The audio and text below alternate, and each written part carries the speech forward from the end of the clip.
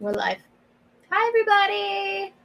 You're all probably over on Medicare's stream, just chilling and stuff. But when you return to the world of everything else that isn't Medicare, hi, hello, everybody. Welcome to Cocktail Hour. I am your host, Weebo Jones, and with me tonight is Polydub. Say hi, Polly. Hello. Not everyone watching Medicare. There's a number of people I'm sure in chat that are like, who? All three of them. Hmm. Medicare who? No, we get it. We get it. Think Weebo will have a costume on? No, Weebo will not have a costume on. And the reason why is because I'm sad.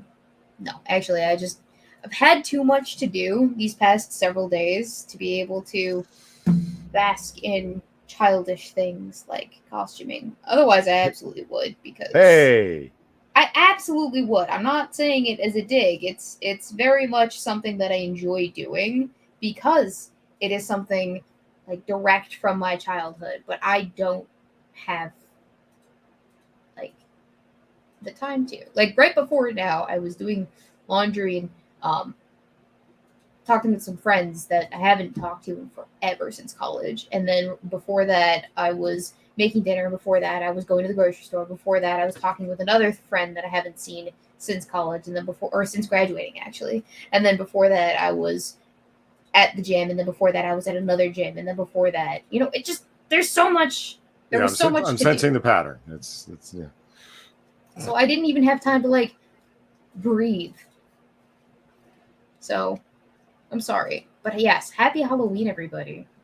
And happy Halloween to those of you who have seen the latest Halloween video from yours truly. The Halloween special. It's live on the channel. Go watch it after the stream. Deeply appreciate your views and other such nonsenses. I was particularly proud of this video, not just because I'm super proud of myself and all things that I do and put effort towards, but that too. Well, that, but also because, like, I got it done in a week. Oh my god. Yeah, I know, right? That's like college Weebo numbers. That's when I was productive. Yeah, back when I was a productive member of the YouTube community. Back before it was you were lucky if you got a video from me in 2 months. Now you got 2 videos from me in a month. Are we happy, chat? I think we are. Happy. I'm Motherfuckers happy. Doing cartwheels and shit. Yeah, exactly. It's a joyous occasion. We both put out 2 videos in the last 2 weeks. It's a good time. Yes, Daniel Fulman, multiple gyms. So I first went to cardio. Not cardio. It is cardio, but it's not cardio kickboxing. It's just straight up kickboxing class. And then I went to the gym with all of the weights and stuff because you still have to do the other things. So I go to kickboxing class for the cardio aspect of everything because I wasn't getting enough cardio on my own, because I'm not going to get enough cardio on my own, because I'm not going to do cardio on my own, because fuck cardio. Because cardio is fucking hard, man. Yeah. You get sweaty, and it doesn't work well with liquor, and just all sorts of problems with cardio. Yes, indeed. So I went to cardio. I think of it as cardio class because that's what it is, but it is just kickboxing. I have a pair of gloves, and I wrap my hands, then I put them in the gloves, and then we do the punching of the bags for like 45 minutes. So sweet. It's a good time. And then I went to the other gym, which has the weights and the treadmills and all the other jazz, and I did my regular workout routine, which is essentially just stretching and Stairmaster for a half an hour straight, and then weights. So can we talk about how weird this meta thing is? Yes. I didn't think about it. I was like, are you talking about Medicare again? No, Meta is in Facebook's new name. Yeah. You know what? I just want to be the guy here to say it. Okay. Mm-hmm. Something like the Metaverse may very well work and be blah, blah, blah, blah, blah. All the things that people say, that all the people that are commenting about Meta and the metaverse and how it's going to work and how awesome it's going to be, etc. Okay, Indeed. something like that very well may work and be big. It's not, but I want to be the guy who's on record saying it, and I'm going to do it on your show, Weebo. Okay, you heard it here first, folks. It's not going to be now. It's not going to be through fucking Facebook rebranded Meta. It's not going to be what you expected to be in terms of augmented reality. It's going to be a giant advertising fest. It's not going to be what they're telling you it is. And I mean, what it is that they advertise to you. You ever look at a picture of a Big Mac in a fucking McDonald's commercial? It don't look nothing like that. Yeah, I hear you, but at least it's bun, patty, bun, patty, bun. Like, do you understand what I'm saying? Like, it does conform to the general vibe of it. The metaverse ain't going to be that. It would be like the Big Mac ad, but you open up the Big Mac clamshell box and what's in there is like what? Like glitter and a rubber band. Like, you know, like it's going to be just completely different than what they told you it's going to be. It's going to be shit. So like I feel like we should explain to the audience exactly what the metaverse is, because they might only have like a passing understanding of it. So I pulled up this New York Post article. Okay, cool. Parse through it a little bit. Because I, for one, have not been keeping on the up and up with all of the shenanigans the last week or so. I've been busy doing shit and being productive with my life. And not that I'm saying that you haven't been, Polly, but no, I haven't been. It's just like, yeah, you'd heard of the metaverse before, and Facebook is trying to get out in front of it. Like, we are the metaverse. It would be like a company. It would be like, I don't know, Time Warner back in the day coming out saying, we are the net, like trying to take advantage of the internet. Do you understand what I'm saying? The metaverse is a huge idea that lots of companies are trying to make happen. Yeah. And Facebook is like, no, we are Meta, to the point where they've renamed themselves that. Yeah. So the concept of the metaverse is quickly becoming a buzzword in technology and business, which is being embraced by Facebook. But what does it mean? Here we explain. Oh, thank you so much, the New York Post. We appreciate you. What's the metaverse? It's a broad term, generally refers to a shared virtual world environment which people can access via the internet. The term can refer to digital spaces which are made more lifelike by the use of virtual reality or augmented reality. Some people also use the word metaverse to describe gaming worlds in which users have a character that can walk around and interact with other players. So this would be like, oh God, what was that video game that everyone played that was basically The Sims, but not The Sims? Second Life? Second Life, yes. I've never played it, but I've heard of it. And dude, that's what all. I mean, people are like, oh, the metaverse is so amazing. It's Second Life with VR, guys. That's it. There you go. Okay, there, done. Moving on. Okay. But with a lot more advertising and shitty augmented reality crap built into it. So you put on your Google glasses and you walk around and you can now live in a world that you yourself have designed. That's the promise, is that you can live in your own Sims world where you build structures that can't exist in reality. So it's sort of like, you know, Inception, the film, in that way. There's one room looks like the Sistine Chapel that you want, that's your bedroom. Another room looks like this. It looks like that. That's all lies. I'm not saying it won't happen eventually. I'm just saying that's what they're promising right now. And what you're getting is glitter and a rubber band instead of a Big Mac. Do you think that this is going to disconnect people from each other? Like, if it is embraced by the wider public and people start basking in their metaverse, they'll just live their life in their own little universe, uninterrupted by people and things and stuff. No, not at all. Like, because I think what will happen is the same way that it happens with video games.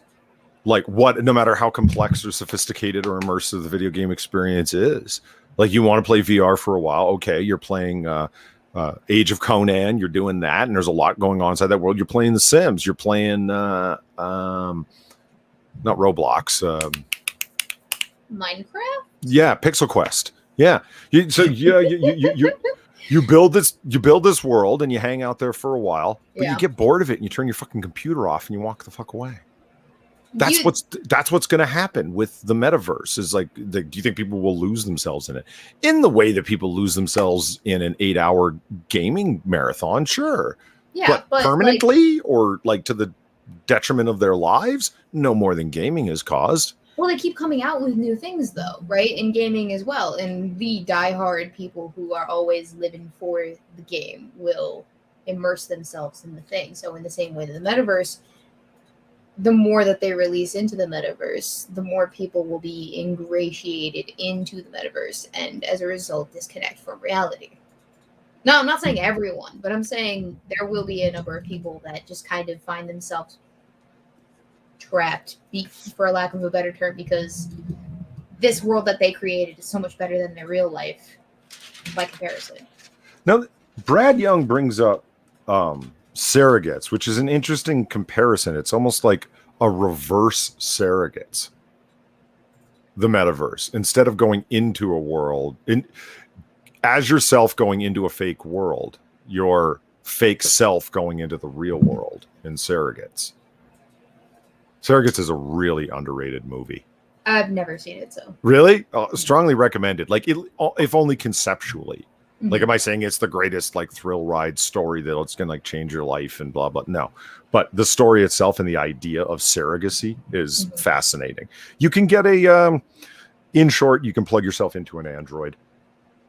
That you are at home in a chair and the sensation connection between your mind and the android are perfectly linked. So you walk around, you do whatever you want to do, but your surrogate, like your android self, right, can look like whatever you want it to look like. And they're super powered and beautiful and obviously don't get sick and so on and so forth.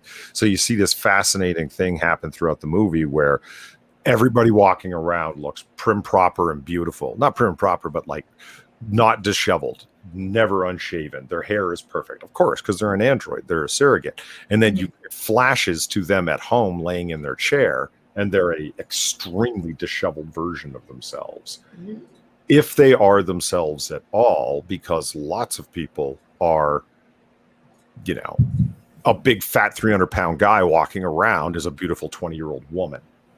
That always struck me as odd. You know, the people wanting to be an avatar of not themselves at all. Yeah. There's a really great short moment in the movie where Bruce Willis is the star of it, and for once Bruce Willis doesn't completely phone his role in. You talking about my man Brucey like that? Well, no, really? back in the day he wasn't phoning shit in, but no. you have to admit over the years he started making more and more phone calls. You know what I mean? Like it.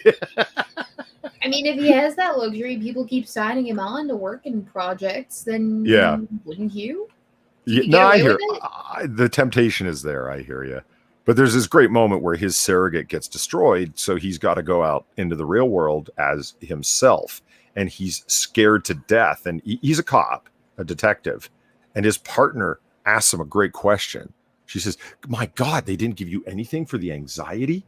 Because now you're ridden with like barely controllable anxiety and agoraphobia just walking outside because you think everything's going to kill you because you're not walking around as your surrey, as they call it, your surrogate, right? Yeah. Well, what was so funny is that when she walks up to him, she says, "Oh my God, you look a lot like your surrogate." And it's like, well, yeah, he does, because he's one of the few people that ever actually decided to have his surrogate look like himself. Yeah, he's got hair. That's what, because like Bruce Willis is bald, right? Male pattern baldness, right? Or usually goes with a clean shaven head, but in his surrogate has a full head of hair. Other than that, he looks the same. Makes sense. And she's shocked by that, because why wouldn't you choose to look like something else if you had the option? Interesting little fictional moment. Good movie. Wait, so okay, they're not walking around in a virtual world with their surrogates. Their surrogates are just avatars of their bodies walking around in the real world. Exactly. Yes. Okay, I missed that, but yeah, that's interesting. Yeah. And his surrogate dies, so he has to walk around as himself. Correct. Yeah. And do the things that he otherwise would. Wait, so his partner is not walking around as a surrogate. No, she walks up like as her surrogate. He ended up chasing down a criminal, and there is a group of people that refuse to be puppeted, as they say. For a movie that's less than 2 hours, they jam a lot of lore into it. Mhm. There's humans that are purists that refuse to be puppeted. They will not use surrogates, and they're human only zones, like camps where there's gates outside, and they do metal detector scans of people at the gate, and any human is welcome to come in, no surrogates allowed.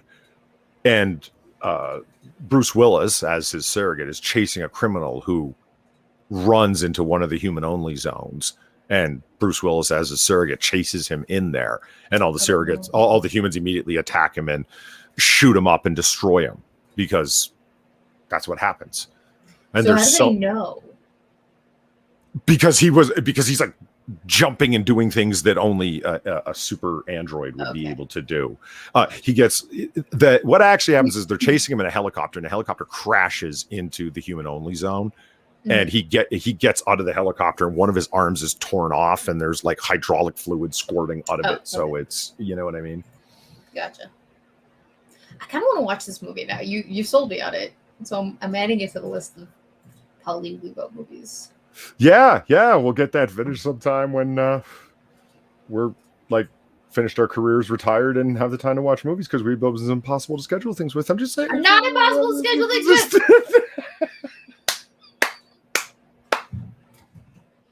You just have to actually do it with me a month in advance.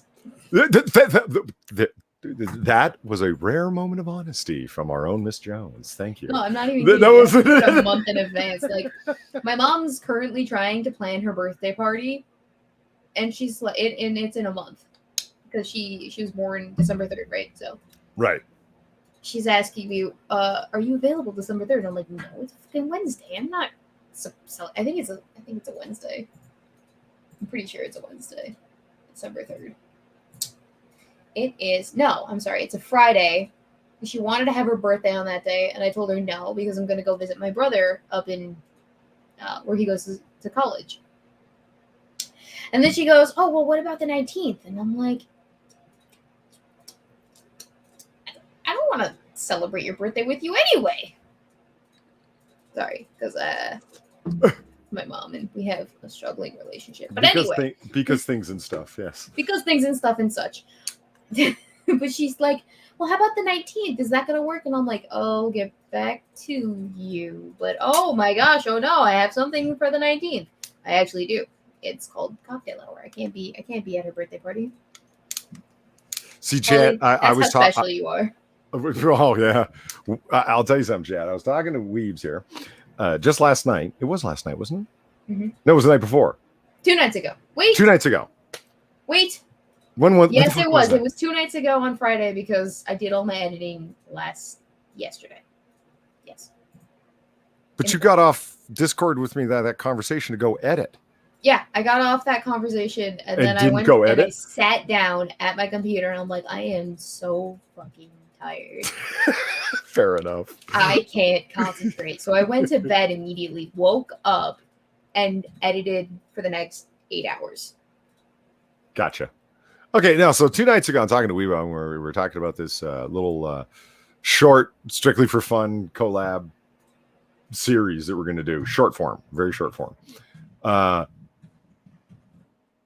I pitched it to Weebo. She thought it was a fun idea. I think it's a fun idea. It's basically doing live reads, that kind of thing, but they're going to be short form. If you ever watch anything on my channel, like few people do, but if you're one of the rarefied few who have, you know what I'm talking about. Quit looking at your watch, Weebo. We haven't been on that long.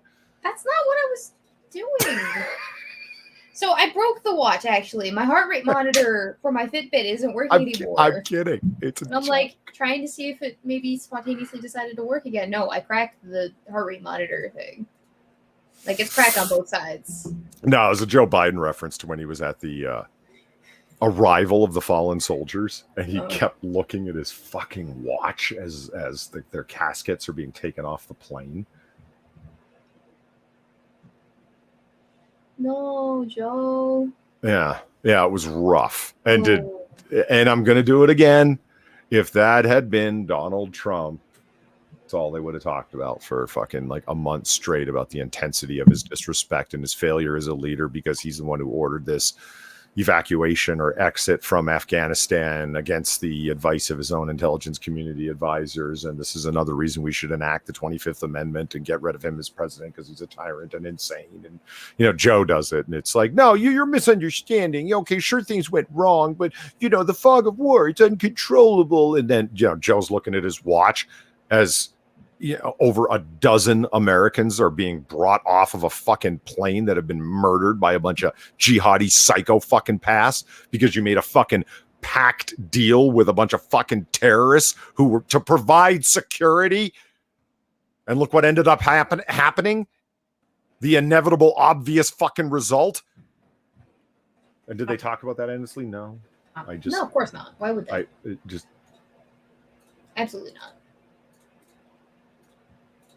You didn't see anything. Right?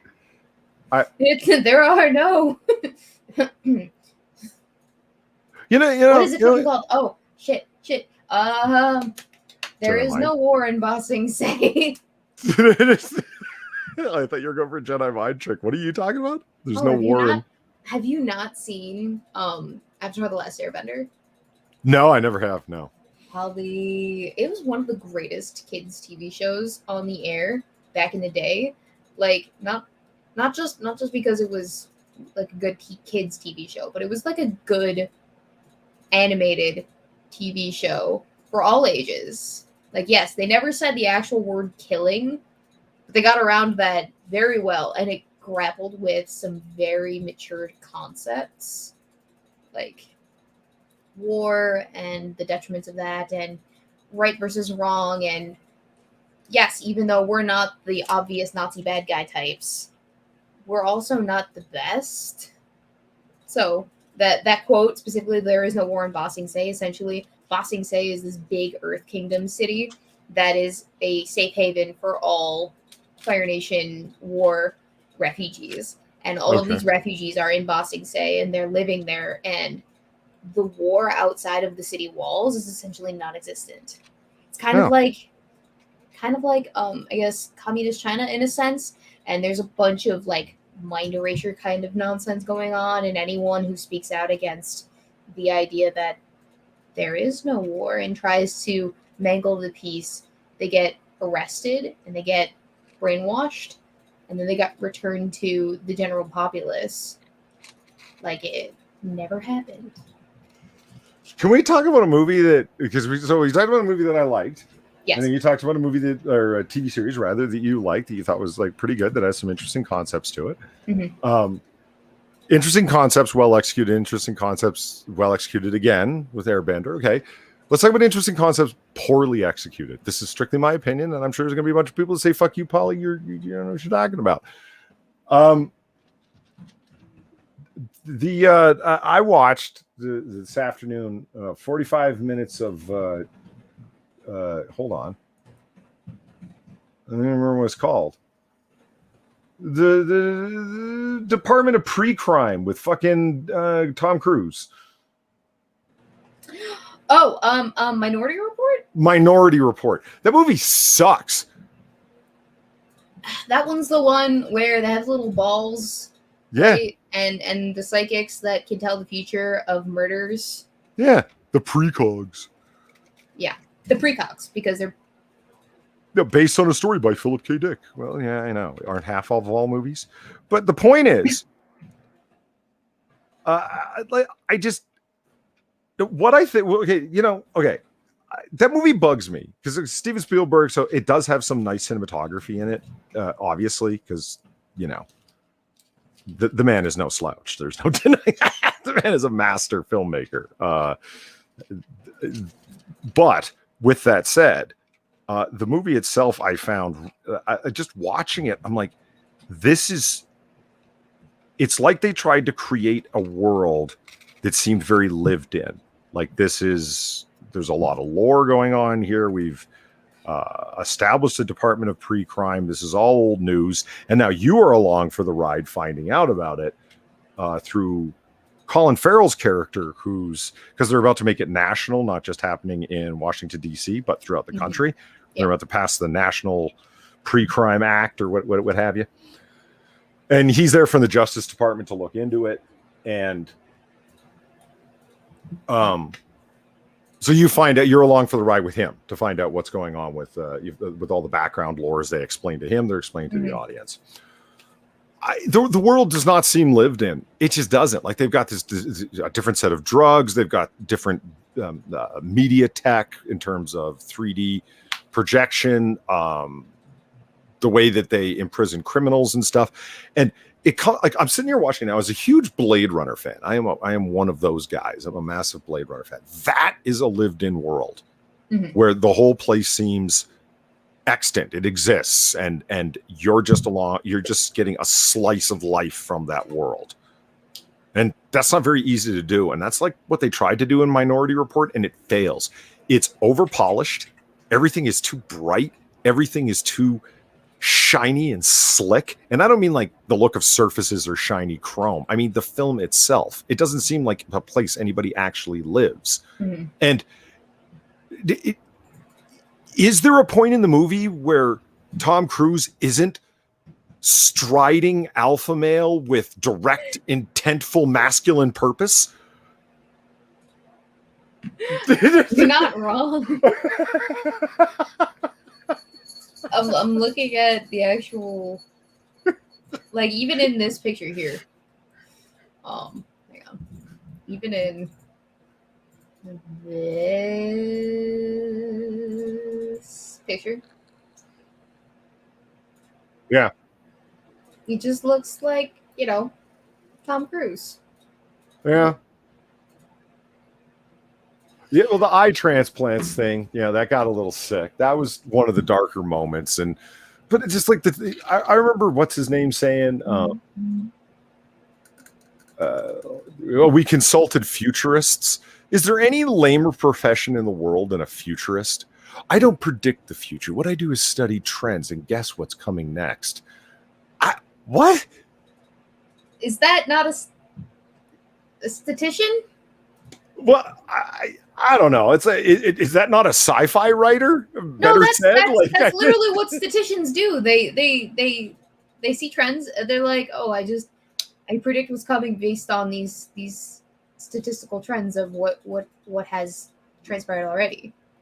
That's literally what that is. Okay, I will say this: Colin Farrell had an excellent tailor wardrobe person. His suits all excellent. Yes. Right. Okay, I will give the movie that credit.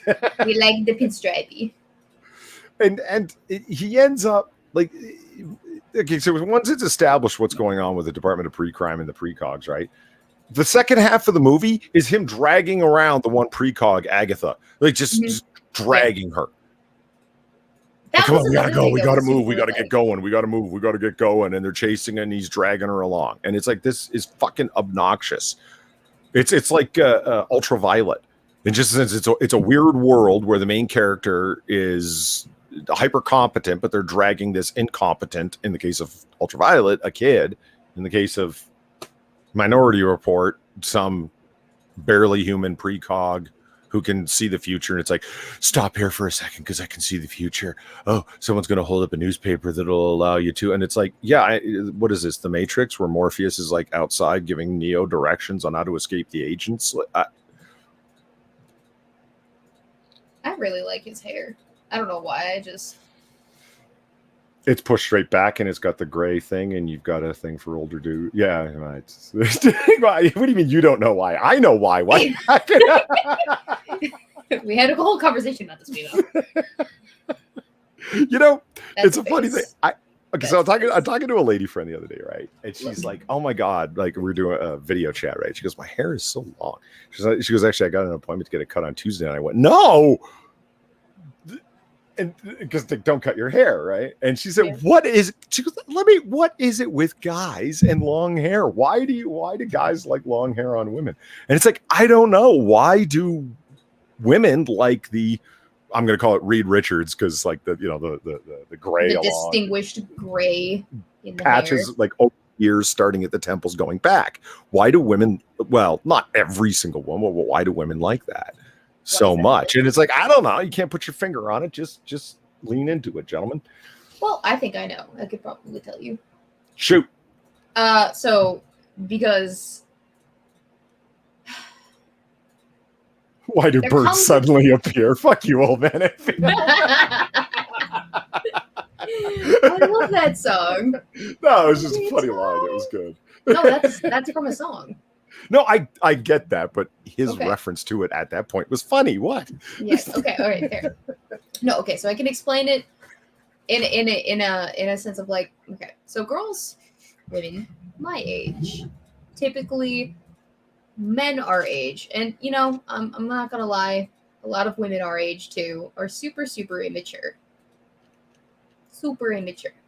The type Okay. of girls that like the older, more distinguished men is because they're older and more distinguished and hence more mature. And as a result, they got shit figured out. A little bit more shit figured out. Also, they probably tend to have a little bit more money. So it might be that as an aspect that encourages them to go for the older men because they're more established in their life. They have a lot more going for them, right? So they have a career and they're looking to essentially settle down because they have their career and they have everything figured out. They're like, okay, now I can start a family.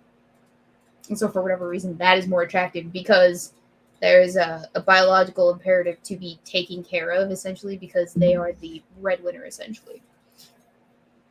And they would be a good dad, quote unquote. Not saying that they would be necessarily just because they're older. So all women have daddy issues. Got it. That's not what I said. Well, that was every man's takeaway from what you In just no said. way, shape, or form did I bring up the little girl having daddy issues with like her dad not being able to measure up to her expectations. But you know what I've heard? Now, this is what I've heard, and this is an exceptionally small sample size of 3 women. Okay.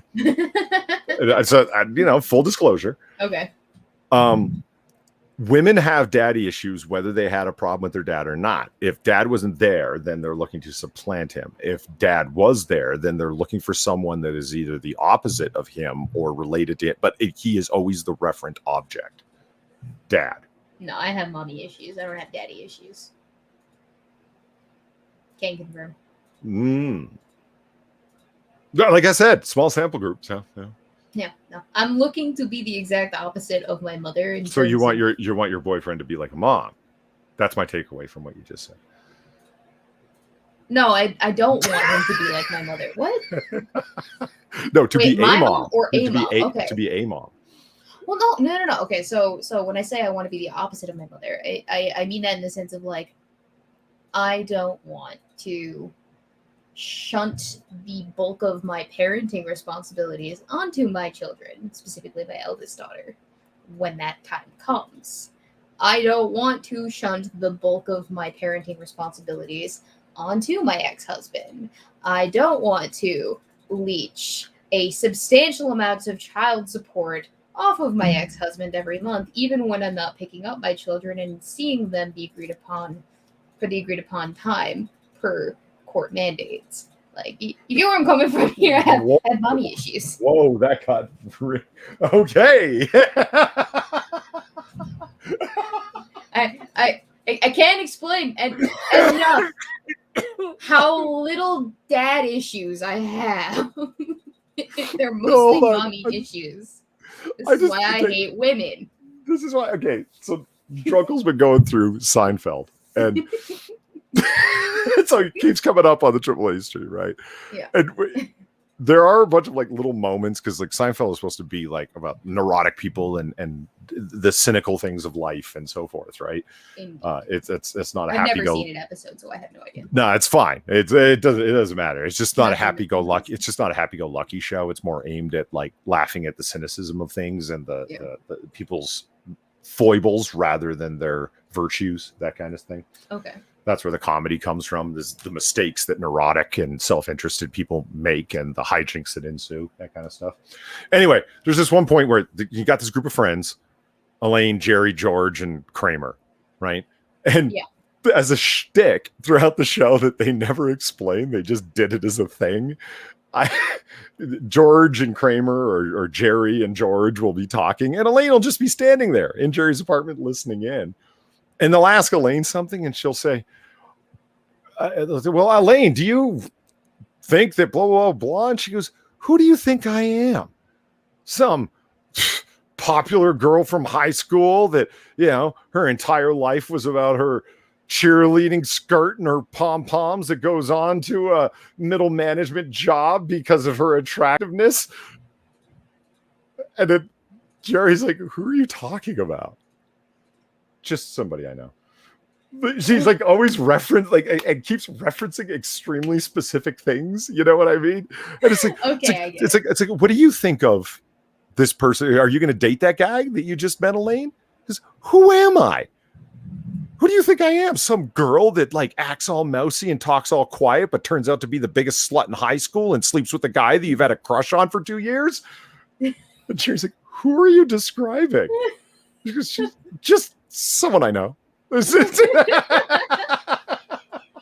fuck! All right. Like that's pretty much what you just did. I don't want to be when you got it like court mandated shit. Like, it's like, who are you describing, Weebo? Holy my mother. Yeah, like, no.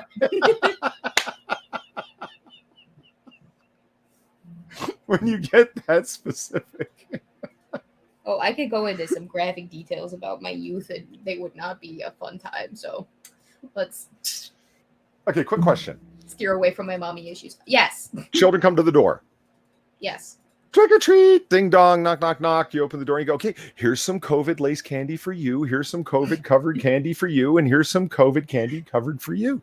Of course. Because are you not handing them? Like, unless you're in a hazmat suit? Like, are you not handing them COVID covered wrappers? So, from what I understand, COVID cannot survive on surfaces for a prolonged amount of time, and so I would assume that it would have died off before they started unwrapping the candy. Which would explain why everyone's wiping everything down with disinfectant every 5 seconds in public places, right? No, I'm saying you're probably right. You're probably right, but that doesn't slow anyone down with their imagination, is what I'm saying. No, you're right. So I'm wondering if there's like a Karen out there. Every single household, she goes, "All right, kids, show me your candy." So they show mom the candy, and mom goes and sprays it like ad nauseum with disinfectant. She's like, "All right, carry on, next house." Right. The kids get their candy, but it smells like alcohol. Yeah. So really, they're actually gonna die from poison from the disinfectant before they die of COVID. Like, you're gonna have to call poison control before they call the ambulance. Vegetable-based glycerol. Do not make them puke, right? No, Lysol does not Lysol, but if you're using like esophagus standard forever. like hand sanitizer, it's just Everclear and vegetable glycerin, isn't it? Or polypropylene Do I or whatever. look like a chemist here? No, I don't know what they put in hand sanitizer. And also, why would you be hand sanitizing candy? What you just said, you're a helicopter mom, Karen. That like I haven't heard a single doorbell today. Not one. It's 9 p.m. I don't get trick-or-treaters in my area. It's a block full of apartment complexes with tiny vestibules that keep people from entering into the secondary area. So like only the mailman comes in and drops off the packages, and then you have to, like, if you live in the building, unlock the second door so you can get to the rest of the complexes so you can enter in. So we don't get trick-or-treaters. So I have not had to deal with that yet. And even when I lived with my dad, we didn't get trick-or-treaters because we were on one of those big houses where there were no sidewalks. And every year, Dad would get the full-size candy bars.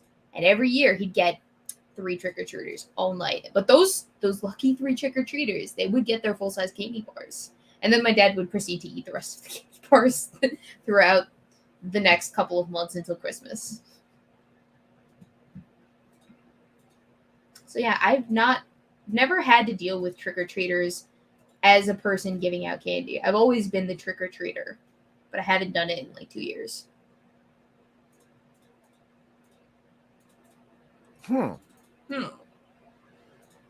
You look like shit, and you look terrible. Your costume's awful, and you're 16 and really should grow the fuck up. There you go. Nice. Yeah. No, I'm saying like that's the kind of guy I would be handing out candy. Yeah, I'm a dick. Yeah. I'm kidding. Hold on, It's a Black. joke. I would never do that. I would You would just... never do that. No, you would just throw Maker's Mark's bottles at the kids. No, I wouldn't throw them. I'd crank them over the head with them. Bonk! That's the spirit. I'm just imagining, instead of candy, you're handing out little tiny, like 2-ounce bottles of airplane Maker's Marks. Oh God, how awesome would that be? I'd go back again and again. I'd go home to get like change costumes and shit.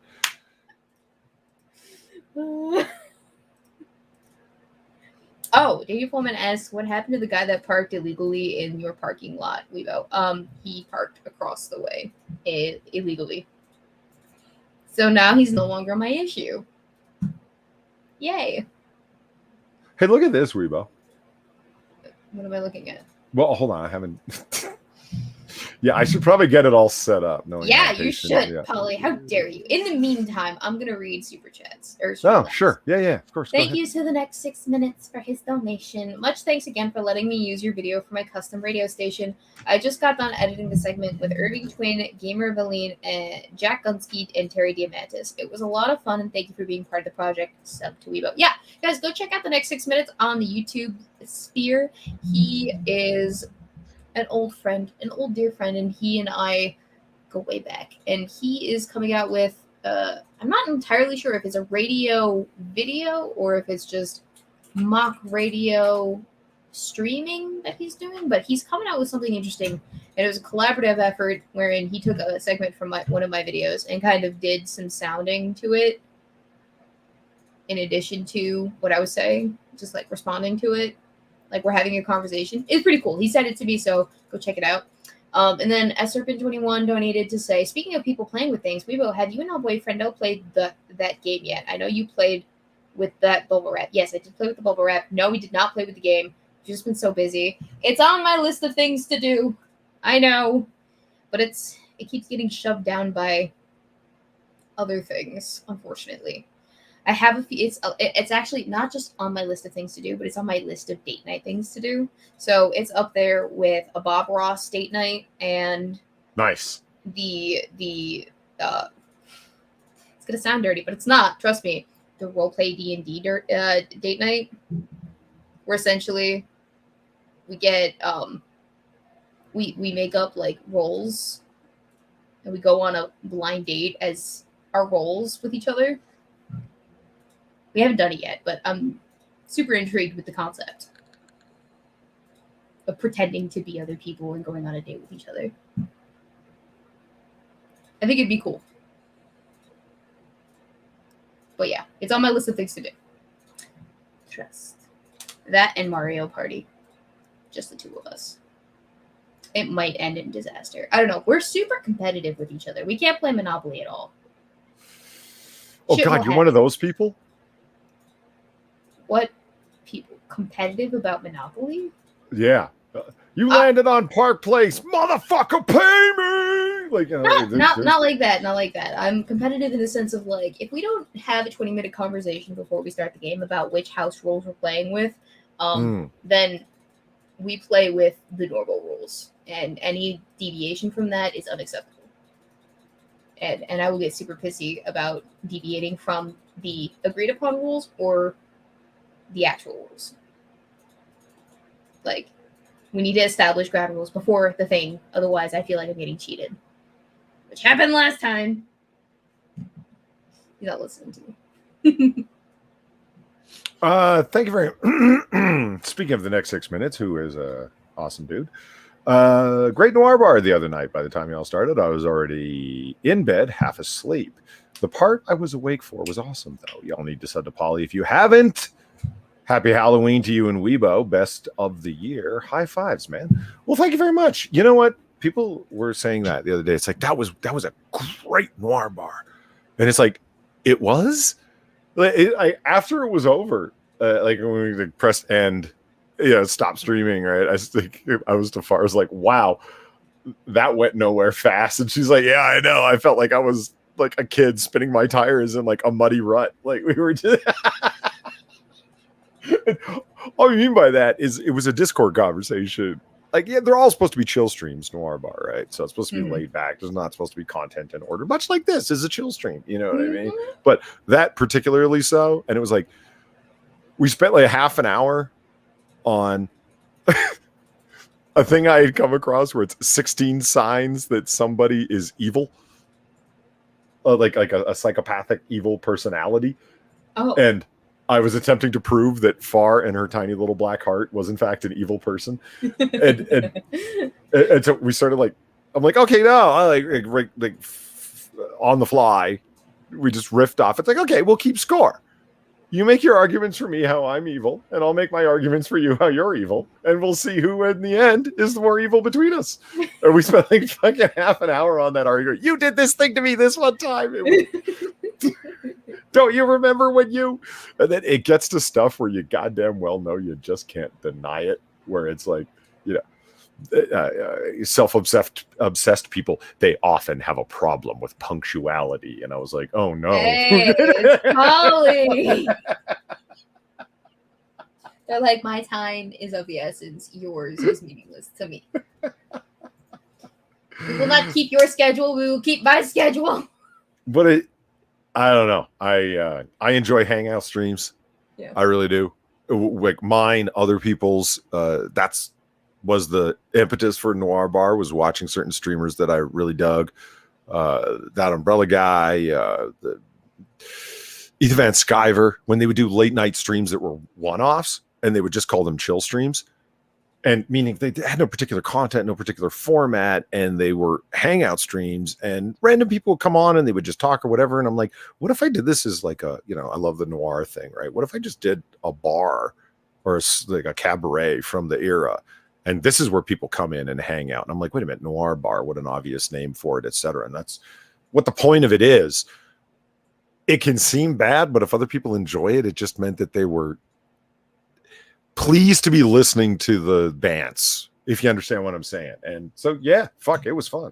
You can never tell how much someone's going to enjoy something until it's done. Like, I had no idea that as many people that watched that video I put up like 2 weeks ago were actually going to watch it.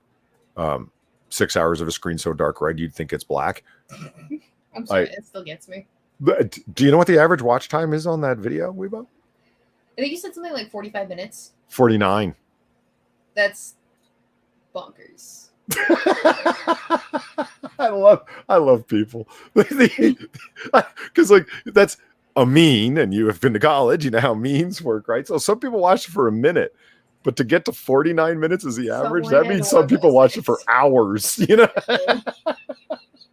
I think that, do you think they just left it on, or do they actively continue to watch it? You think? I think they left it on in the background. It's just, there are other videos on YouTube that are just like a black video screen with their white noise to sleep to, and rather than turn their screen off, or they can't turn their screen off because it's a laptop or whatever, it will just be sounds and a black screen. Mm-hmm.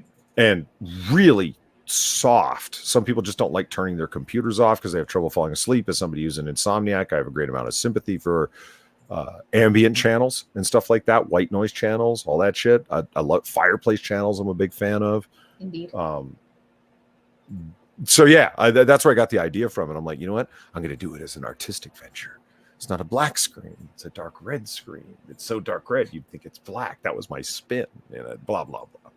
Anyway, Server21, thank you for the $3. All I remember about Minority Report was some bald chick that wasn't Tilda Swinton. I'll tell you about movies that have a great idea but poorly executed. The Dreamers, Ava Green is naked in one half, but not the other half. Boo! 0 stars. I have seen The Dreamers. I watched it specifically because it's Ava Green's first major premiere film or feature film. And yes, she's very, very naked in half of it. Like, oh my God, she is so naked in that movie. Weebo, here's the whole point in that film, The Dreamers, okay? Uh-huh. It's about two girls and a guy, and they get together, and the social interactions and sex that they end up having over a summer in Paris. It's dumb. Like, it doesn't even draw you in. Like, it's not even like a love triangle exactly. It's just about whatever. And anyway, it's not just Ava Green who ends up being naked. They all end up being naked, but Ava Green. But Ava Green, though, she's something. But yeah.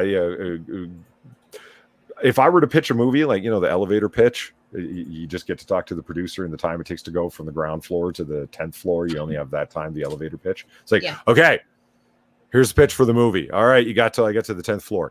Ava Green, naked. I'm listening. Go on. And it's like, well, I don't know. We'll put some other people in it. There'll be things. It'll probably happen on Earth. I don't know, whatever. But listen, Ava Green, naked. Yes, and yeah. You know what's funny is I've read a couple of interviews with Ava Green, and she says that she's very shy and has to go into a strange, because it's like the interviewer asked her, you do a lot of nudity. You're asked to do a lot of nudity in your film work, and it's absolutely true. In 300 Rise of an Empire, a lot of nudity. In Sin City, Sin City, Dame to Kill For, a fuck ton of nudity. In The Dreamers, a fuck ton of nudity. She's always being asked to do nude scenes and does them. But she says, I'm actually very, very shy. People wouldn't think so, but it's true. In 300 Rise of an Empire and Sin City, Dame to Kill For, she's like, everyone keeps calling them nude scenes, but what they don't realize is that they're topless, but I'm wearing underwear. They're just edited out digitally. So I'm not actually naked. And I was like, oh.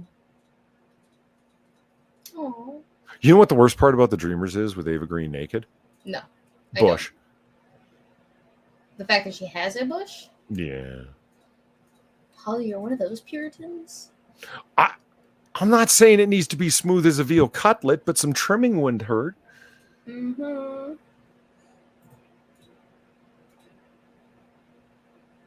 But it's like bushy. Not just a shrub. Well, we're not talking. It wasn't the 1970s, but it was prominent. Oof. Pear to Bear asks, Polly brings up Ava Green often. What's the deal, Polly? Have you? All right. I will bring her up so that people can know exactly what we're looking at here. What is going on? And keep in mind, everybody, Polly has a type, and this is his type. What? Alabaster skinned, raven haired beauties with an English accent? What? This is his type. She's got the eyeliner going on. Not exactly raven haired. Brunette is fine, because like Rebecca Hall is one of the most beautiful creatures to ever put 2 feet on the face of the earth, and she fits that description to a T. You know what? I never even stopped to think about it until we did the MCU top hottest women, and you pointed it out to me, and I was like, oh yeah, that Polly has a type. Yeah, well, yeah. It's like, did you notice how many like fair skinned, dark haired English girls you keep putting on this list? And I'm like, no, I went. Oh yeah. I noticed it right away because I'm like, hang on, I'm seeing a trend here. Once, I can ignore that. Twice, I can also ignore that. 3 times, oh hell the fuck no. Yeah. No, Rebecca Hall, though, man, she is the epitome of said type. It's like, Rebecca, give me a call in case that marriage doesn't work out your end. She got Travis cheekbones that could cut glass. Oh yeah, she really does. Travis Gardner, thank you for the $3. I use those streams to fall asleep and noir jazz too. Sometimes, occasionally, Monkey in the Morning. The most odd ones was 10 hours of B-17 engines, and there was rain and thunder with artillery in the distance. that is a range, my friend. I will. Whew. I usually go for the 2 of my favorite ambiance channels are 1, Guild of Ambiance, and 2, shit. Fuck. When I need to remember the name of a thing, I always just blank out. Hold on. She's got really pale skin. Yeah, it's sexy. I mean, it's not for me, but Polly's got to have his type. I got to have my type. Well, there's lots of different women that I like. Like, notice that number one on that list was a light-skinned black girl. So it's who's not English, like English accent. So I mean, but predominantly you have a thing for brunette. I love ladies in general. Like what? There's lots of great types. There are some looks that I could kind of see it, but other looks that I'm just like, I don't like her face as much as Polly does. Like here, she looks really nice. Here, I'm not digging it. She looks a little severe there. Yeah. New Bliss is the other channel, as in NEW, new word BLISS. New Bliss and Guild of Ambiance. They've got a lot of like cabin in the woods with a fireplace crackling, and there's like a little kitty in front of her, a dog in front of the fireplace in a CG environment that they've created. So it's sort of like the cozy thing working. And who doesn't love the sound of a crackling fireplace and rain outside, or Oh, she does that thing where she bites her lip. Look how beautiful she looks there. Oh my god. She does that thing where she bites her lower lip while she's smiling. Like okay, well, hold on. She looked hot. You looked like Bugs Bunny. There's a difference. Well, because if I try to imitate the way that she's smiling, that's what I look like. But if I smile, it's like, my teeth overlap over and you get the bottom layer of my teeth. It's not just like this. Oh, yeah. Brad Young is right. Stacey Dash is an incredibly hot woman. No question. This other person is Miranda Cosgrove. Let me go take a look. Oh, you've seen Miranda Cosgrove? Nope, I'm not even certain who that is. So she was a Nickelodeon star back in ye old day. Here, I got you. Oh yeah, okay, I'm seeing her. Yeah. Miranda Cosgrove was Drake and Josh. Well, she was on Drake and Josh. She was Carly from iCarly, but she was Megan from Drake and Josh, and she was like an icon of our youth. Gorgeous, adorable. We love to see it. Now she's all grown up and doing. I don't even know what she's doing. I think they're bringing back iCarly. I heard something about that. Yeah. Oh, hey babe, can you put the chicken away? Sorry, I know you just sat down. I'm sorry. Thank you. Love you. Just put it in one of the big Tupperware things. Thank you. Oh yeah, she was in School of Rock. Do you ever see School of Rock? No, I like Good Things. Oh, you take that back. No, I'm kidding.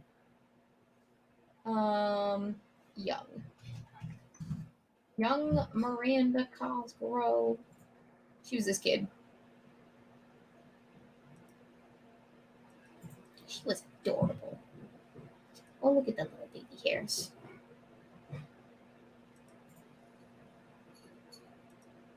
Anyway, let's not perv on the young Miranda Cosgrove. She's an adult woman. We can enjoy that. She got high cheekbones too. You know what she gives? She gives me like, she gives me Catherine Zeta-Jones vibes. Anyone else? Did I say that name right? Yeah. Catherine Zeta-Jones, yeah. Travis Gardner, again, thank you for the $3. Me and Polly have the same type. I've pointed out my wife looks like movie Velma. Yeah, Velma over Daphne every time. Every time. Really? Yeah. Yeah, that's an internet thing. You never heard that? No.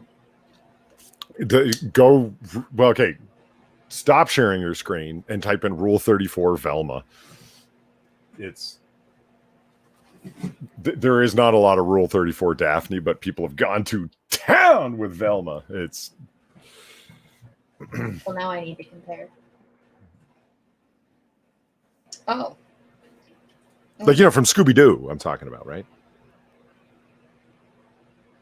Yes. Okay. I felt, you know what? I felt the look. I wasn't even looking at my screen. I was leaning and I felt the heat. And I turned around and there it is. Whoa.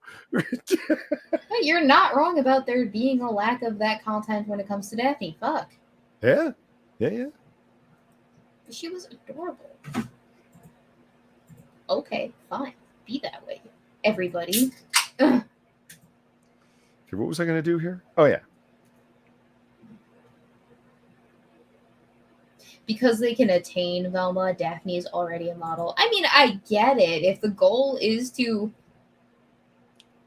be the thing, the object of the,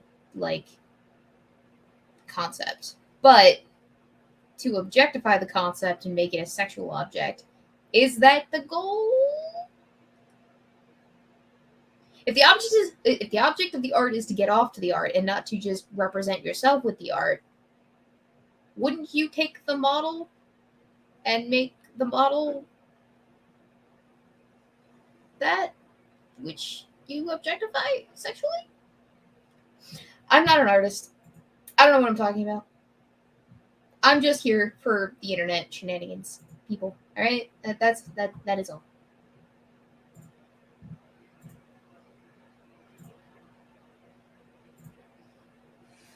Oh, Interesting. I have something to show you after the stream, by the way. So remind me. Cool. Excuse me. Okay, I got something to show you here if you want to move on to a different subject. Indeed. And Polly has disappeared from the stream. Way to go, Polly. He's like, I got something to show you. Dips! Welcome back, Polly. Whoops. I went to hit share screen and I hit leave studio. I have something to show you, Weebo. No. Bye. It is my exit. I have changed my mind. I'm just leaving. It's okay. We all had to do it once, and I've done it plenty of times. I'm ending the broadcast. Leaves. Okay, so what we have here is a variety of film aspect ratios. Films presented in different aspect ratios. Uh-huh. Interesting, no? Not just films. House of Cards is on here. House of That's a Cards, TV show. yeah. Cinematic as it might be.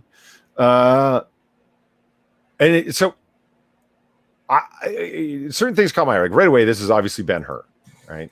Oh, I can there, so we can get them all on the screen one time. So you got your tighter stuff. I don't even see a 4:3 here. This is mostly wider screen, 4:3 standard, like old school television aspect ratio. This is a 6:9, so 1080 by 1920. House of Cards. That's pretty standard. Ben-Hur, that's 70 millimeter, baby. Fuck yeah.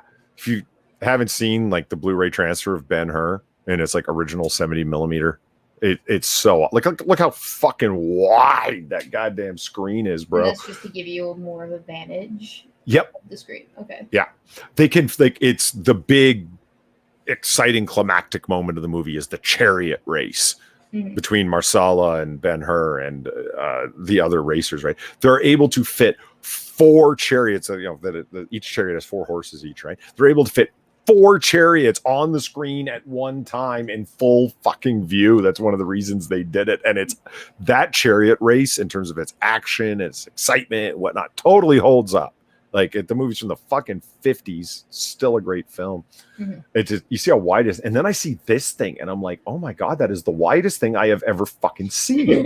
Like it's just, what is that?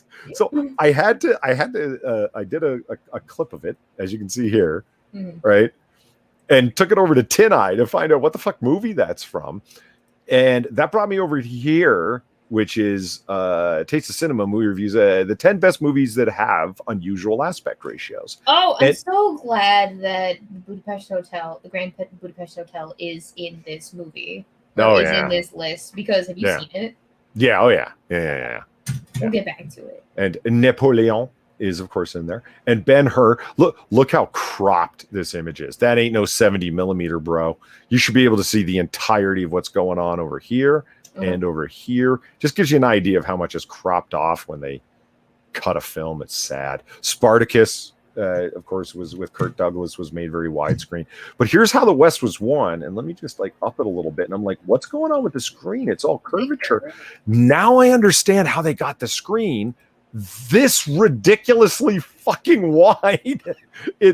I was reading on, it's like Cinerama is the name of a projection system created in the early 1950s where they used 35 millimeter cameras with 27 millimeter lenses shooting 3 sets of 35 millimeter film at the same time to get this curved effect so you could sit in like a curved screen cinema. So you were like sort of surrounded by it. And the only way to show it here is to like, you're going to get like the black curvature like that. So you're sitting in, you get this totally immersive thing. When you transfer it anamorphically to be flat screened, you end up with this insanity, like the widest screen thing fucking ever. So like if you were sitting in this curved screen, the two guys over here and the dude over here in the orange shirt would feel like they're in your peripheral vision because they would be, which is kind of awesome. I want to grab How the West Was Won and watch it in this ultra wide screen. The black bars at the top and bottom of your screen are going to be as tall as the fucking screen is, which is kind of cool. I want to know what this is. What film is this with the sailing ship and whatnot? I don't know. Let's see if the chat knows. Chat, you know which is the one with the sailboat? The widest thing I've ever seen in that is that Amberlynn on Sinatra's channel. Serpent! Damn it. I mean, you're not wrong, but god damn it. You know, you I need remember an extra wide. I remember watching a 4x3 pan and crop because pan and scan, rather. Old Man Enfield mentions pan and scan, and it just reminded me of watching a 4x3 cropped pan and scan of Ghostbusters. Yeah.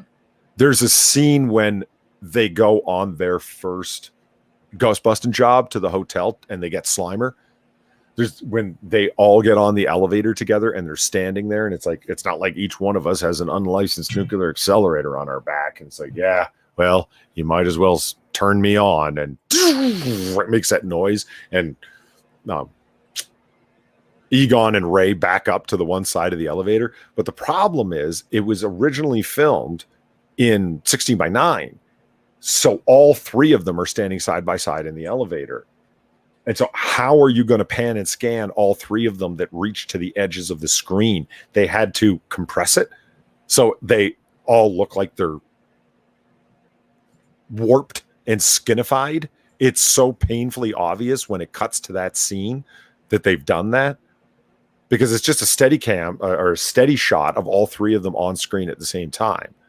And they had to squish the screen like you would in Vegas when you just to make it look. So they're all like tall, skinny, slender men. Like, you remember Slender Man? That's what they all look like.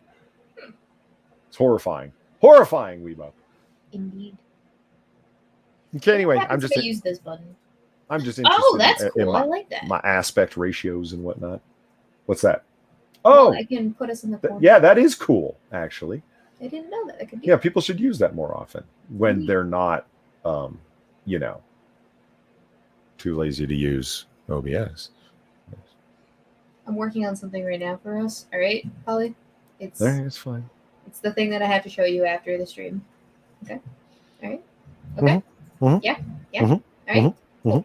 Gotcha.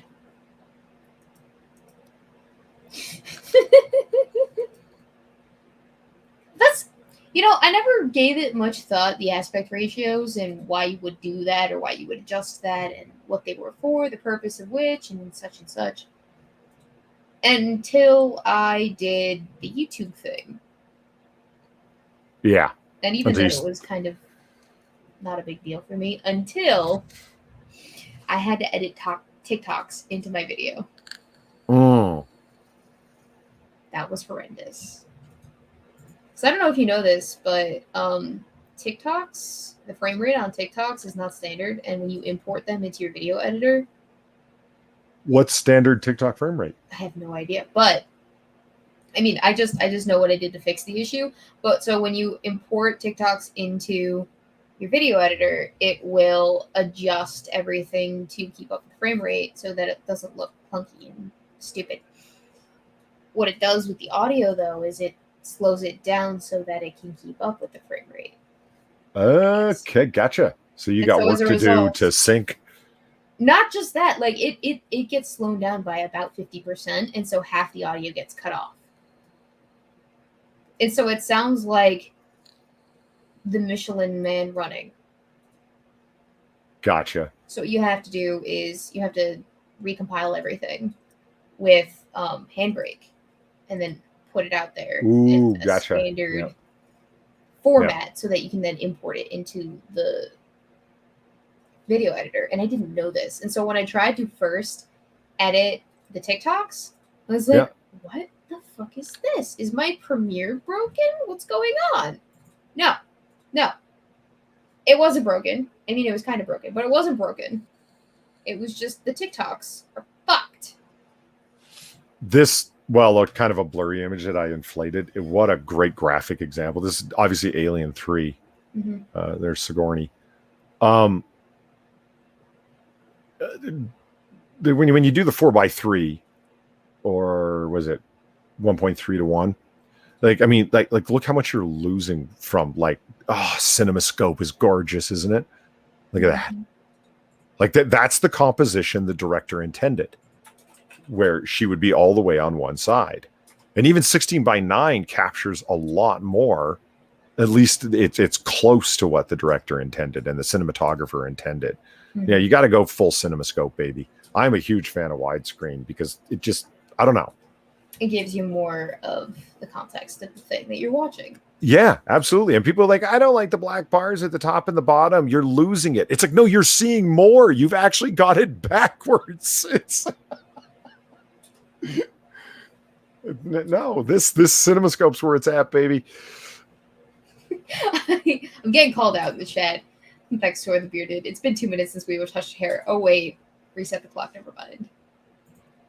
I have to look at it, all right, and I have to deal with this nonsense and the fact that it gets, like, I just got a haircut actually, so I got an inch taken off the bottom to clean up the ends. So did our boyfriendo, because it had been 8 months since our last haircut, so we got haircuts together. Weebo, I have an interesting question for you. I have maybe some answers for you. Have you ever thought of a video project that, the YouTube video, right? Or a paper for university that you wanted to write that is a great subject matter, the one that you're very interested in that sense, right? That, I really want to do this. I really want to go into this. But you end up, after not too long, thinking through, this is what I would do. This is how I would handle this part, blah, blah, blah, right? And then you get to this point where you're like, yeah, but I'm not going to do it for this. No one's going to see it. It's going to be, a dozen plus hours of work just for the research to get it all together, and then to edit it, and then to put it together. And then who's ever going to fucking see it? Like 300 people, like on my channel, it would be like 300 people, 400 people. And you're going to look at, I'm going to see the most painful of all numbers that anybody can see, the average view time. And when it's you put together like a 45-minute video where you're trying to attempt like mini documentary, and I'm not Frederick Noonson down the rabbit hole guy where I can, put together awesome stuff. I'm not Barely Sociable. If you don't watch Barely Sociable's channel, get on it. He's like my YouTube hero. Mm-hmm. Where people are going to end up watching the whole fucking thing, where you see it's like 4 minutes and people are like, no, bored, I'm leaving. It's like, did you ever come up with a number of concepts and then just abandon them because what's the point? It's not worth it. Yes, actually, but not because of that, because I just lost momentum on the project. So I very rarely abandon a project because I think it's not going to get views. Like, that's not why I do the YouTube. I do the YouTube for me. I make videos because I think I'm fucking hilarious. Well, confirmed you are. Because I think I can do something clever, and because it's a learning experience, and because it's something that I like to do that's creative. I don't do videos for my audience. Not that I don't like having an audience, but I've always said that YouTube isn't a job. It's not me making content for the people. It's me making content for me. And if people just want to or happen to want to watch it, then by all means do so. But I make it because it brings me a genuine sense of pride in myself for having accomplished something. And I guess more of that pride is achieved if people are super interested in it. But on its own basis, making videos is just something that I like to do because it's creative and it's a passion of mine. It's a hobby that I deeply enjoy. I like to see how I can do things. So I've always said that if YouTube ever became not fun for me to the point where I was just doing it out of some sort of like I feel obligated to, then I just stop. I quit and abandon it because it was no longer fun. I'm not having fun. What the fuck am I here? I have fun editing, even though it's frustrating sometimes. A lot of times, I have fun filming the videos. I have fun coming up with ideas to put out into the ether. I have fun coming up with concepts. Now, I will abandon a video, not because I don't think it's get views, but because I lose interest in the topic, or I just it loses all momentum. Like I have this brilliant idea one day, and then I try to actually look into the idea that I have, and if I find out it holds no weight, or I find out that it's not actually as brilliant as I thought it was, I'm just gonna abandon it because it's not worth my time. But that's the only reason that I would not do a video is because of my own hangups, not because people don't want to see that. Well, okay. What I started thinking about it because I was comparing it to. So I have 3 peer-reviewed articles that are in peer-reviewed journals. I mean to say, and they took longer to research and write and edit and then submit for comments from my research supervisor, and then the inevitable re-edits that are painful as hell. And then they ended up getting accepted and printed. Now, peer-reviewed journals are, the essence of a niche audience. You're doing it because you're interested in the research. And I did it, and I did them, and it was an exceptionally small audience, and I had no problem with it. And I'm working on one right now, and I don't have a problem with that. But when it comes to YouTube videos, I do, and I'm trying to understand what the difference is for me, and I can't put my fucking finger on it. Well, did you make the 6 hours of a screen so dark you think it's black, of a red screen so dark? Did you do that because you thought that it was going to get views and people would be interested in it? No, I did that for me. Yeah. I mean, it's probably relatively simple to produce that kind of a thing. But, I mean, you understand the concept of just doing something for the fucking hell of it because you enjoy that. Because you want to see if you can achieve this thing. Marcin Johnson has a good point. Once you do it for us, you chain yourself to the algorithm, and you're absolutely not wrong. I get the point. You got to do it for yourself, or otherwise the passion isn't there. And Weebo, like you said, once it's no longer fun, it's a grind, and then why would you want to do it? This is not my day job, exactly. Right? I'm here because this is fun, exactly. And as soon as it stops being such or interesting, not just fun, but like interesting, right? Then as soon as it becomes a grind, then I'm not going to want to do it anymore. I'm going to be, and you could tell the YouTubers where it's a grind for them. You can just sense it off of them, if you know what I mean. Like, I'll give you an example of what I'm talking about. This is an idea that I had before, and then I came across a similar article, and I wanted to refute this thing and do a extensive thing refuting it. This is The Modern Noir is Atrophied, and It's Not All True Detective's Fault by Angelica Jade Bastin. And this is a shot from True Detective Season 2, where we've got the 2 of the main characters, Burnout Detective Ray Valcoro and Southside Mobster Frank Simeon, sitting in a bar. And this scene is endlessly mocked online. True Detective Season 2 is endlessly mocked and criticized online for being terrible. I think it's fucking brilliant. I think it's the best neo-noir of the last 30 years. And Sinatra is watching it right now, and he's loving it, which shows that he's got good taste. This, of course, comes from Vulture, from New York Magazine. So what else would you expect? And like, listen to an example, like just to give you an example of like why I want to refute this fucking madness that's going on. But showrunner Nick Palazzo, who is the writer and creator of the True Detective series for HBO, Says the same philosophy runs through True Detective, but showrunner Nick Palazzo overplayed his hand in season 2, leading to characters whose emotional landscapes lack depth or much of a through line, unless you count daddy issues. True Detective is the clearest example of the emptiest aspects of modern noir: vengeful, self-centered white men, casual racism, violence without grace or purpose, mistaking the cliche strong female character for something meaningful, a lack of levity or humor, labyrinthine plot lines without verve. Ultimately, it's a parody, lacking the sincerity needed to give the pulpy center meaning. As easy as it would be to hang this on the inflated ego of its creator, True Detective is indicative of a larger problem. Modern noir has atrophied. I like the Like, oh, shut up, you Upper East Side Manhattan dwelling, self-satisfied wench. Shut up. Sorry. I like angry Polly. It makes me happy. Okay, do you want to hear? And I'm actually asking, do you want to hear? Okay, that's the opening. This is the left bookend. Okay, do you want to hear the right bookend that she puts on this long, self-satisfied? I am the height of critique and define noir personally. Do you want to hear her suggestions of what to do, of how to fix things? Go ahead. Well, Hollywood is still pitiful in its treatment of women and people of color.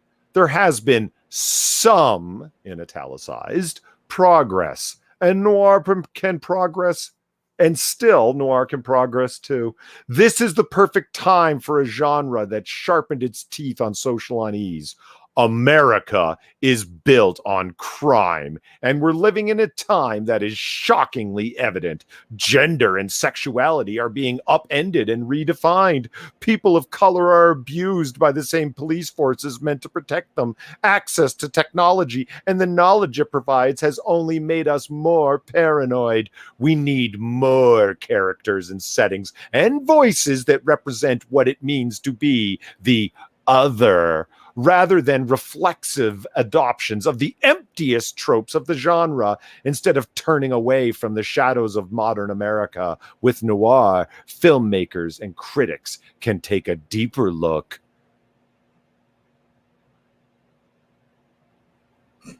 Sorry. So okay, thank you for the bookend to that. Angelica Jade Bastien, you want modern neo-noir to be a broadcasting point platform for your fucking worldview. Yes. From the protected side of the Upper East Side of Manhattan, where there's only multi-million-dollar apartments, thus you are gentrified from protection of the gritty world that you want to have a voice. No. I don't get what you don't understand about this. Like, noir is full of angry, vengeful characters. Yes, whether they be male or female. That's why the femme fatale. Yeah, she's the wolf in sheep's clothing. Yeah, of course. It's meant, all of it is exaggerated. All of it is shadowy and dark. All of it. Why does it happen so much as crime cinema?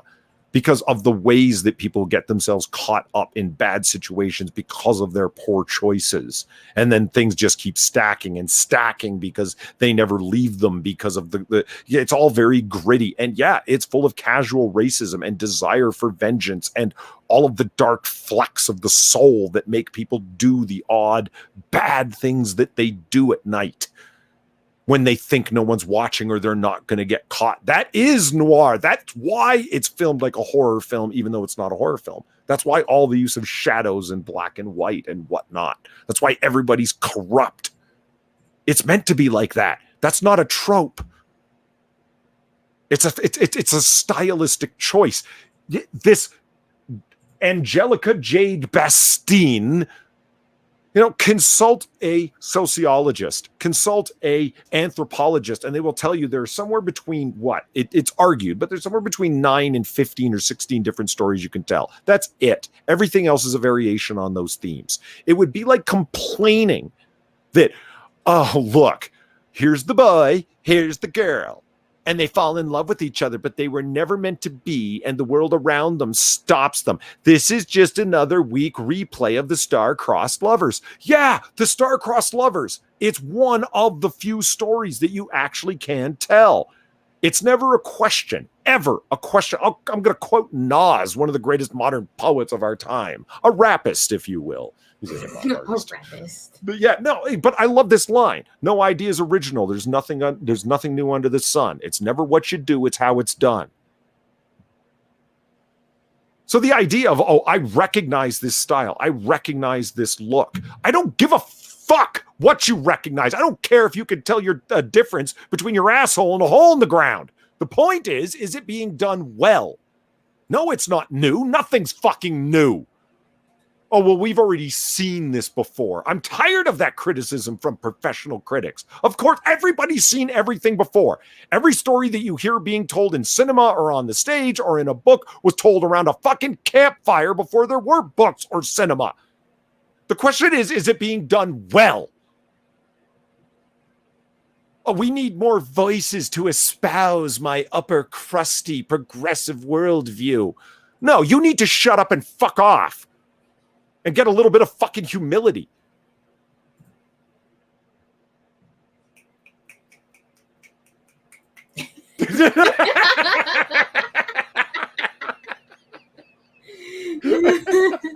It snaps in the resounding silence that follows a Holly rant. Holly, are you ready to box this lady and challenge her to like an absolute YouTuber duel in the ring?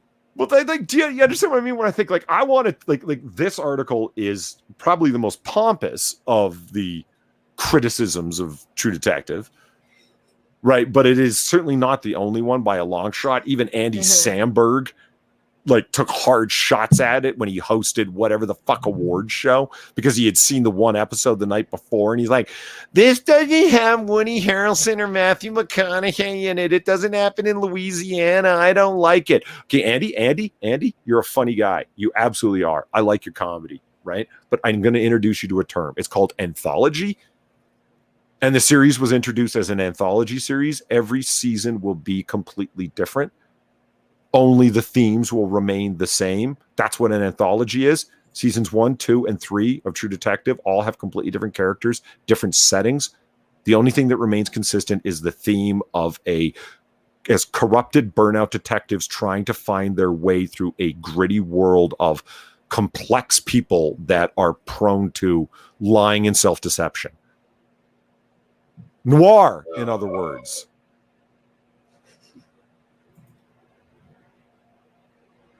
That wasn't me. No, I believe you.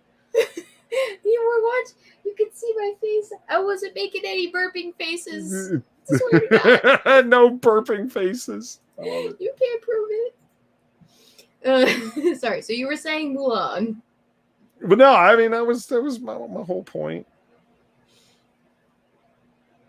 Hi.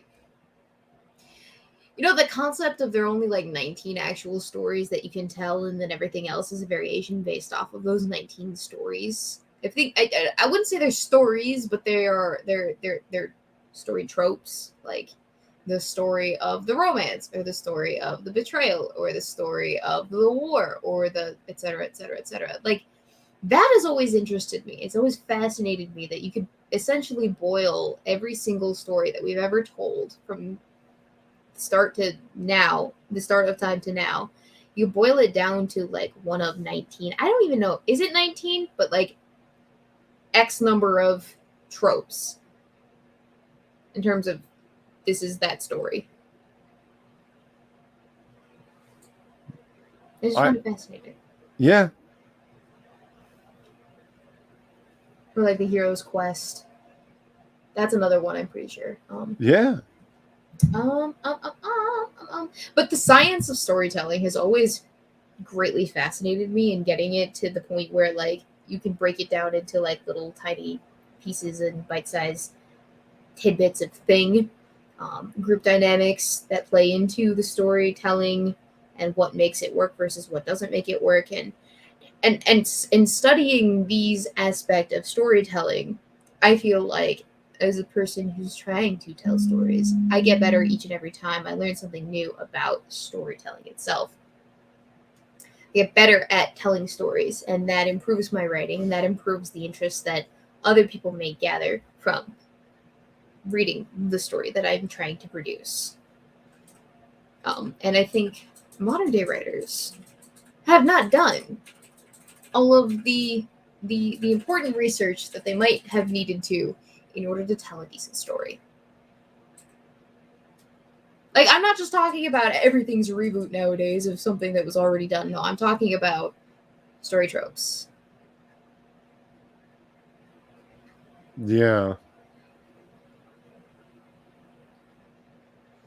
Lame agreement right there. Yeah. Right, Weebo.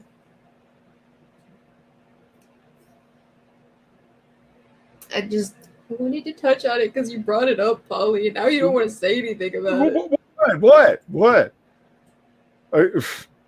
Well, like, what elements in a story do you think produce the best kind of content? Is it the attention to detail? Is it the characterization and the development of that character by the writers in terms of the dialogue, or the subtle little details like in a movie that create the character by showing their character rather than just telling you flat out, here is their character and who they are as a person? Like, what do you appreciate about storytelling that makes it a good story? Revealing the character of showing, not telling. Oh yeah. Yeah, the last part that you mentioned.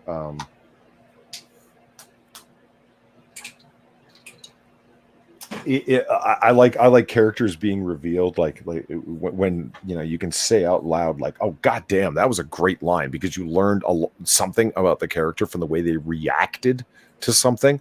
But it also forwarded the story at the same time. These are writers who are paying attention, as opposed to like just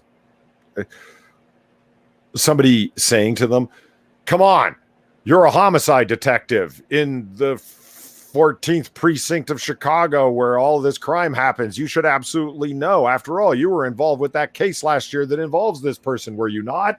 And it's like, oh my God. It's now what's ironic about that is because isn't sort of the favorite things that you like to listen to or like to read is noir, right? Yeah.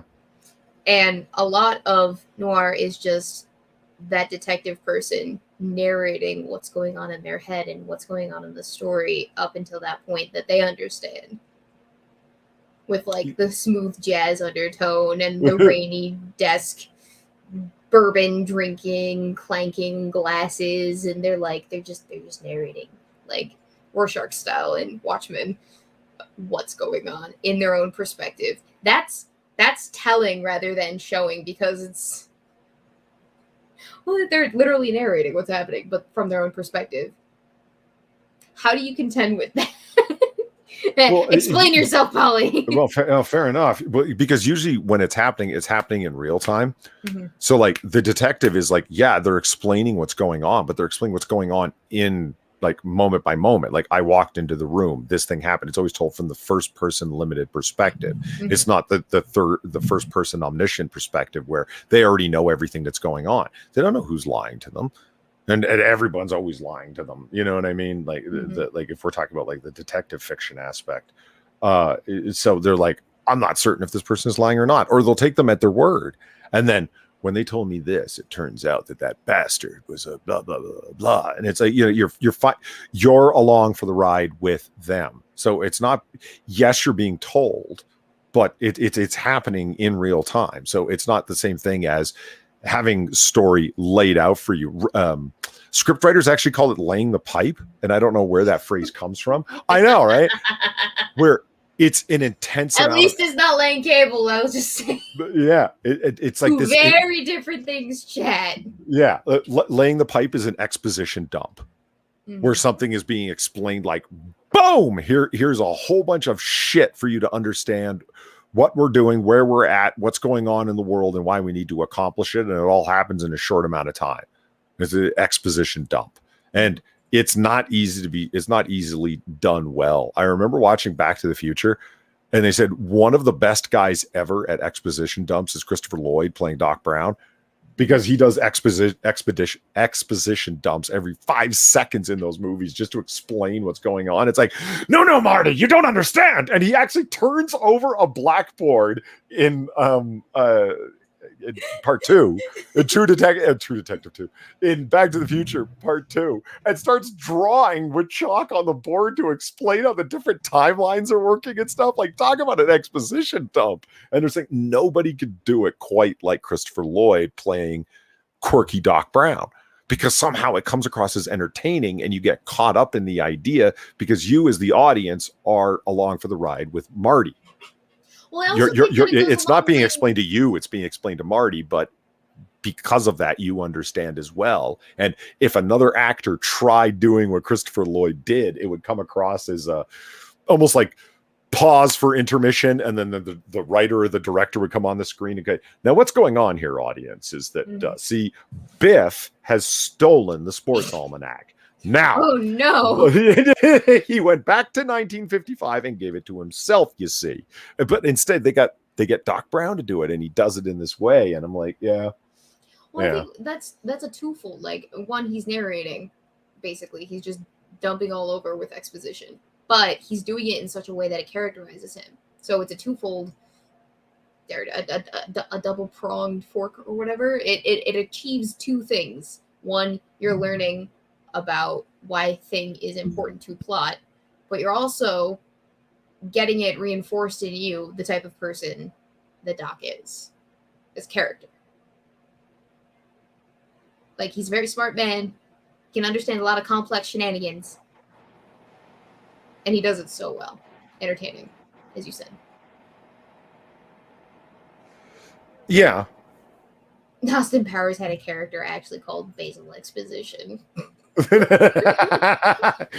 I have seen the Austin Powers movies, but I kind of forget them. I didn't know. I totally forgot about that. That's great. Well, the Austin Powers movies are a treat. They are, chef's kiss. They're an absolute fucking nightmare, but they're great. I love them. I love movies like that. Oh, you know what other franchise is really good that I really enjoyed? Huh. The Scary Movie franchise. Really? Yeah. Did you ever watch them? I've seen parts of. I'm just going to go ahead and say no. That's the honest answer, like overall, if you know what I mean.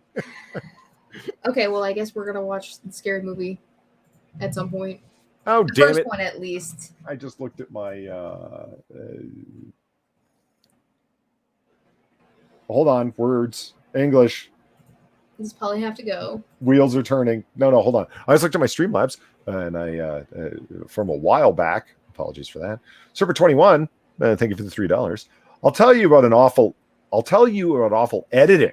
Have you ever seen The Sopranos edited for television by Pax? Oh, and did I say Sopranos? Gabagool! No, I haven't. Did they butcher it? I'm kind of curious. I'm going to look into this now because I've seen the Sopranos series several times and I'm a fan of it. I would love to see it edited for television. Like, you mean edited for extreme content, or just to try and squeeze it into a certain time constraint, thus it ends up being choppy? That's interesting. I'm going to look into that. Travis Gardner, thank you for the $3. I am literally sitting here reading a book about film formats, and I tweeted you the diagram comparing them. Cool. I will look into that. What are the odds? Coincidence. It's all synchronicity. Coincidence.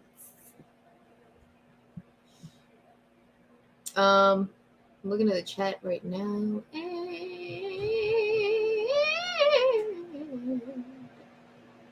Nope.avi. I love it when the chat moves on me. Serpent21 says, all I remember about Scary Movie was Ann Faris getting shot up in the ceiling by a cum geyser. Was that Scary Movie? Hang on. Hold up. In a very scary movie. I'd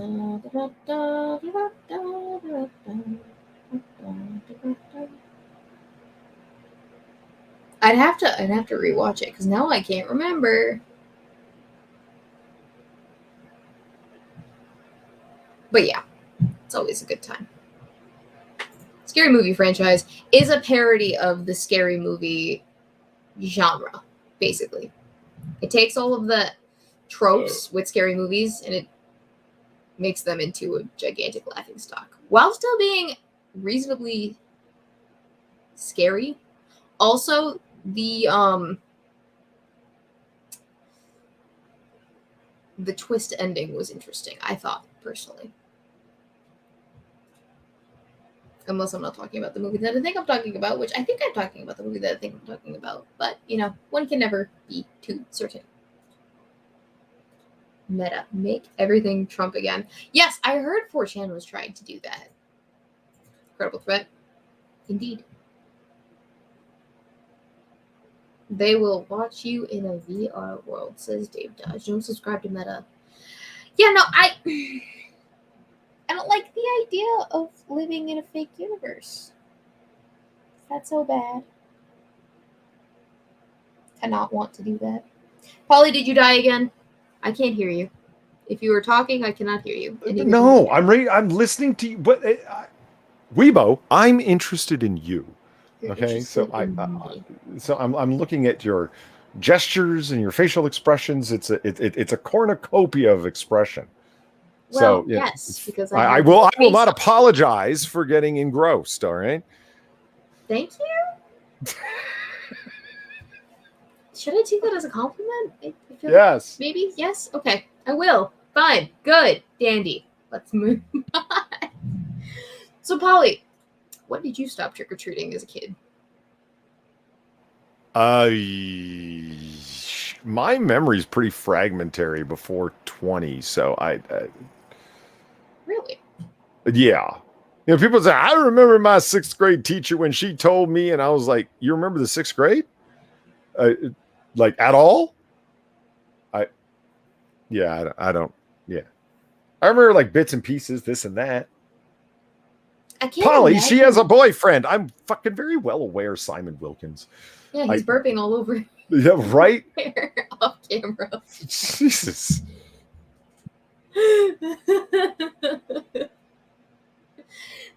So the idea that you can't remember or you remember sporadically before the age of 20 kind of boggles my mind, because I remember a lot of shit from the last 20 years, even shit that I shouldn't, from like when I was 3. So it boggles the mind. Does it? It does. It does indeed. It makes me wonder if I'm going to suffer the same fate. Just things will start to fade as I grow older and farther away from when they transpired, Like, your brain's only got so much capacity for memory or for storage. And so, as a result, over time, the things that are less important degrade and it becomes spotty. And the things that are more important to you, they, like, crystallize in your brain to make room for newer, more important memories. If that makes sense.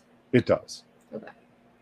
Is that kind of what it is that's happening with you in your pre-20s memories, or no? It's different. The usual question I get when people ask me, like, "Oh, what do you remember?" I don't really remember that, but I remember it like fragments, and like people are like, "Were you like kidnapped and traumatized or something?" Like, I mean, that was the other possibility. Is either Polly's getting old, or Polly was traumatized as a child.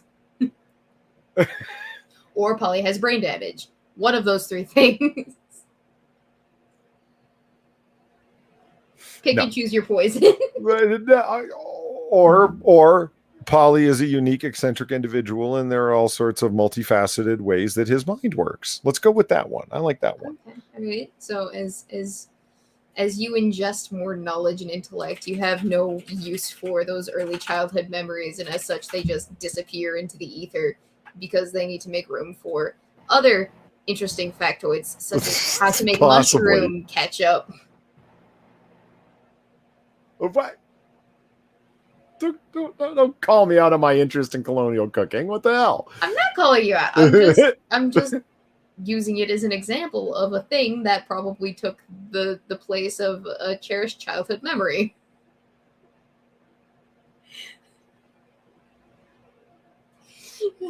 I remember Christmases and shit. Yeah, what did you get for your 6th Christmas? Not in order. I can recall specific incidents and high degrees of detail. Like that's what I mean by fragmentary. Like people like can seem to like run off like point for point. And then during the summer between grades 3 and 4, I did this thing where this guy, and it's like, what the fuck? I write a memoir.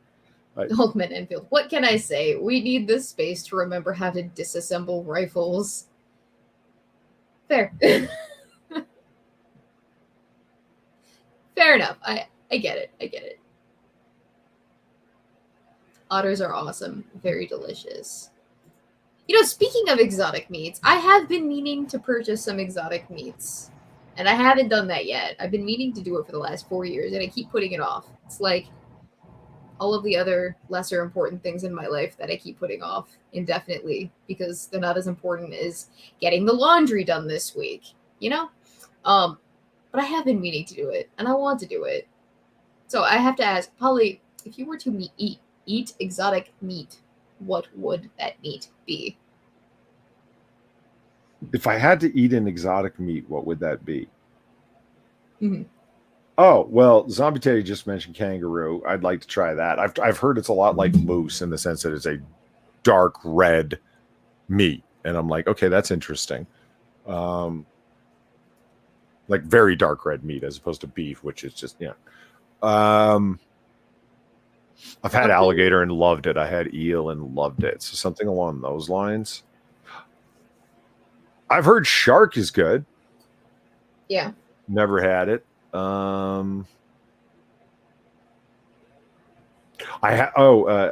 Ian just mentioned ostrich. I have had an ostrich burger, but what annoys me about exotic meat burgers is that by the time you've ground it, it's like, what's the difference? Zed Hero, Eva Green. Oh yeah, she's exotic. Oh my god! If you mean exotic in the sense of she's an English woman, then yes. Actually, she's French. If you mean exotic in the sense that she's a French woman, then yes, exotic. In the sense of that, I want to literally. No, we're not talking cannibalism, nor will we. No, of course not. We all know what you mean. We all know what the chat meant. We all know what Zed Hero meant when he brought up Ava Green. I wasn't born yesterday. I might be the youngest person that you know on the internet, probably, but I wasn't born yesterday. Where did I hear somebody say that? I didn't fall off the turnip truck yesterday. Then it's like, I think you just mixed your metaphors there a little. I didn't say that. Did I say that? No, you did. I said I heard someone somewhere say that. It's not all about you, Weebo. Well, I think you'll find that it is. If you look further, I believe that you'll find that you're mistaken about that. Indeed, it is all about me. You ever look at an email account that you haven't looked at it in a while and you've got 2,794 notifications?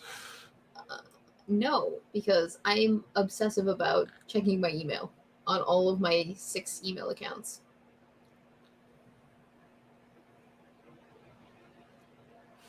I just looked up an email account that I use for particular things, and it has 2,000. Hold on, how many? 2,794 notifications. A lot of it's spam. It's it's off in the promotions section, where they've, a lot of it. I'm willing to bet 40% of that is just promotional bullshit. Yeah, usually. Do you have the ability to store your emails between social media promotionals and updates, and then just your primary from people that you do know that you want to get emails from? Yeah, this is a Proton Mail account, and it's pretty good at that, doing that. And I need to up that a little bit more, take advantage of those software assets a little bit more. Indeed. It will help you sort through things. I mean, Zed Hero says that I might have been born at night, but not last night. Yeah, that's a good one. I think he was born at like 3 a.m. I was born at 3 p.m. Oh, One of the worst lines I've ever heard of that comes from my. I am not a big Quentin Tarantino fan. I mean, I like his movies, but some people are like Tarantino. Yeah, oh my god, like they fanboy over him. My two favorites are Jackie Brown and Reservoir Dogs. There's a line from Jackie Brown though that is so bad. I don't know how Tarantino didn't realize just how stupid it sounded when he wrote it. You got Samuel L. Jackson of all people pointing a gun at someone, and it's supposed to be a badass line of him saying, "You can't fool me," is his point. Like, I know you're lying. You know, pointing a gun at him, he says, "My ass might be dumb, but I ain't no dumbass." that works. Yeah, that works to make you fucking cringe. Sure, it's. Well, yeah, that we can deal with that. It's fine. Don't worry about it. Yeah, Not a big deal. that's what happens when you surround yourself by yes men who are incapable or in fear of their employment to tell you that's stupid, Quentin. It's okay. He's a big shot director. We can't fault him for being too intimidating to correct on these things. All right. It's fine.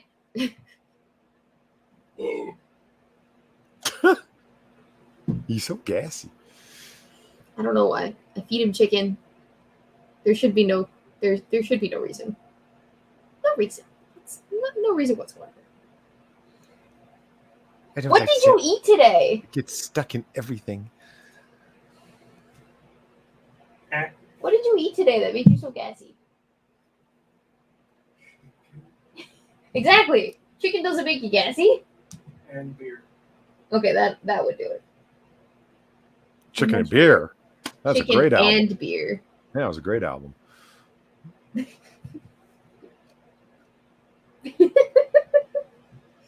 It's so loud. All I can hear it. I have my headphones on. I can't hear shit. I know. I'm aware. I'm so glad for you. Yeah. Yeah. Yeah. Do you want a cookie or something? I can't have cookies for the next 6 weeks, alright? Don't bring it up. Fuck you. Oh, Polly, did I tell you I started the 6-week challenge? Oh, really? Which is? So 6-week challenge is I have to go to the gym 3 times a week to do the kickboxing thing. That's part of the 6-week challenge. That's why I started kickboxing. But I also have to stick to this diet, and I can't deviate from it. And anything that isn't on this list, I can't have it. So, like, in the protein section, we get chicken, bison burger, venison, lean turkey breast, pork tenderloin, ground beef, any whitefish, egg whites, cottage cheese, Greek yogurt, protein powder, and tuna cans. And that's protein that I can have. Oh. Nothing Okay. else. Wow. For fats, I can have peanut butter, almond butter, coconut oil, grass-fed butter, olive oil, medium avocado, cup of nuts, any nut.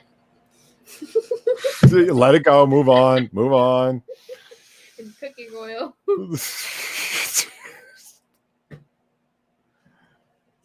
And for carbs,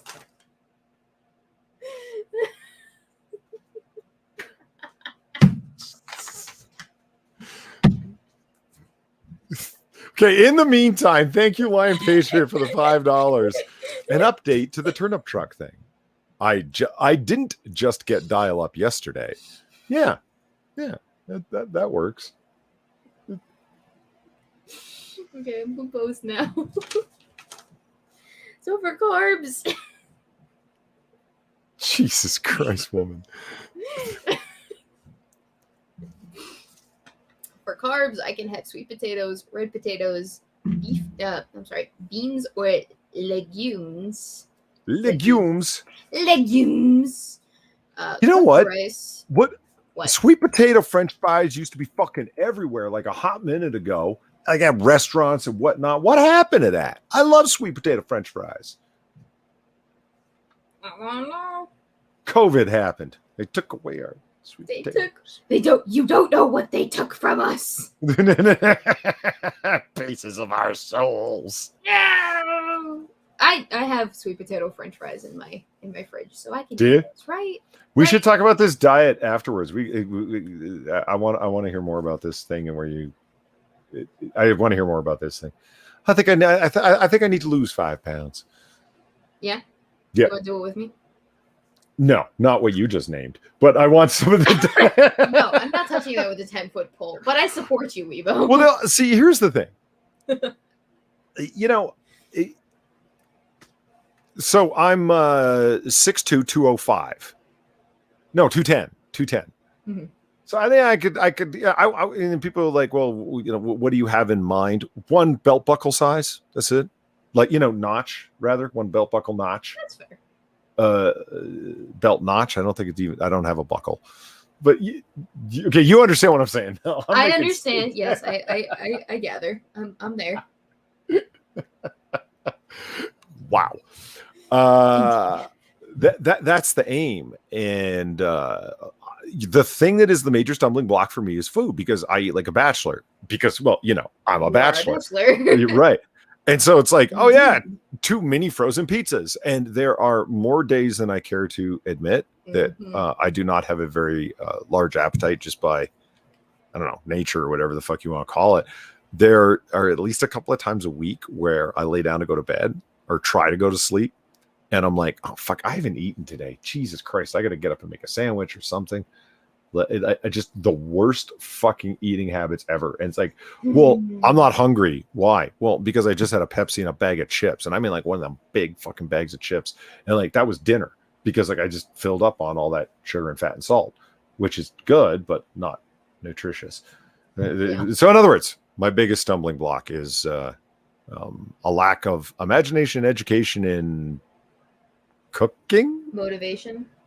Do you have to set, you know what you should do? And I did this for my mom because she was dangerously underweight at one point. When I went to visit her once, is I set alarms on her phone to go off at like 9 a.m., noon, and 6 p.m. to remind her to eat. Because she doesn't have that thing in her body that tells her that she's hungry. And so she doesn't realize that she's hungry, so she's not triggered to eat food like a normal person would be. And so she has to get notifications to eat. So maybe that's what you need. Reminders to eat. Because you might not feel hungry, but it's a good idea to feed your metabolism so that it doesn't get fucked. Because you can really jack with your metabolism if you're not eating on a good schedule. And some people do it intentionally with intermittent fasting. And while it does help in the weight loss department, it can also, like I said, jack with your metabolism. And you don't come back from that. So even if you you can come back with that, but it's an uphill battle. You're causing more problems than you're actually solving with the not eating like regularly. Let's see. TOS just says your height and weight would put you on the brink of being on the Fat Boy program in the military 20 years ago. Well, Fat Boy, 6'2", 210? 6'2", 210. I mean, don't look up the body mass index. It wants me to be like 165. It thinks everyone should be Slender Man. Yeah, no, that's the other thing about the BMI is that it doesn't take into account muscle mass. Like, what you want to be looking at is your body fat ratio. Yeah. Mm-hmm.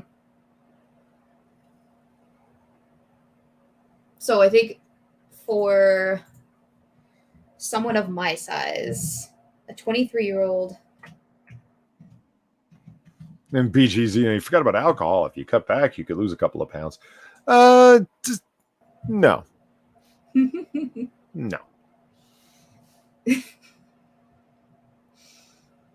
That's 6'3". The Um, max weight was 215. Yeah, well, look at that. So, like, the acceptable for women in terms of fat percentage is 25 to 31% of your body weight should be comprised of fat. There's like 10 to 12% of essential fat. Athletes have like 14 to 20. Fitness active people have 21 to 24. I'm definitely above the 31%. Part of that is my fault. Part of that is also genetics. Unfortunately, it's just how I'd be built. So I am trying to tone that up a little bit. Not trying to necessarily get myself to the ideal BMI as fast as I am trying to get myself with less fatty tissue in places where I don't want it. Gotcha. Yeah. So them's the goal for the next 6 weeks is lower fat content food, more cardio so I can burn the fat that I do have, drop by 6% body fat, and do so while enduring Thanksgiving. Also, you'll notice that alcohol was not on the list of things that I mentioned. I can't drink on this 6-week challenge, unfortunately. So that's why you haven't seen me drink tonight, chat. That's the thing. The only way that I would break that is if someone paid me like $200 to take a shot. I mentioned that earlier. So. All right. I got to go make a phone call, and it's about that time to end the stream because we've been on long enough. 2 hours. We're overtime, actually. 2 hours and saying. 1 minute. Yeah, so, ladies and gentlemen, I've been your host, Weebo. This has been Polydub. We have been Cocktail Hour. Thank you so much for coming out to join us this fine evening. We deeply appreciate your comments, concerns, conundrums, and all that jazz. We appreciate all of your interactions with us, because without you, this would just be 2 idiots discussing shenanigans in a Discord. And when I say shenanigans, it's literally just anything, any shenanigans. It doesn't matter. We would do it. But you guys help us come out of our shell. So we're having fun. We'll see you next week. Wait, actually, do you have anything to show first, Polly, before we hop off? Just the last video that I posted there, the Philip Marlowe read. It's a short little 2-minute clip of me doing a read from Raymond Chandler because I've been reading The Long Goodbye again, which I haven't read in a while. So it was good fun. So you can check that out. I'm also going to be doing a few more, and depending on Weebo's schedule, we'll be able to do get up some of them collabs. Yeah, double finger crossed. Yeah, we just have to come up with an ideal time to do that. I should have some time coming up here in the next week. Cool. I don't have any big YouTube projects that I'm hoping to knock out before the weekend, next weekend being that weekend.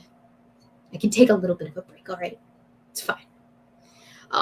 As for me, side quest tomorrow, and then also check the new Halloween special. Just posted it. It's live on the channel about 4 hours ago. It is entitled My Culture Is Not Your Costume, a response to TikToks. I'm going to be going and watching that. Some decent work was put into that, I will say. I'm very happy. And it was fun to make, so I had a good time. Anyways, in the meantime, ladies and gentlemen, have a good week. We'll see you next week. Same time, same place, same honor, same face. Goodbye. Have a good night, all. Happy Halloween.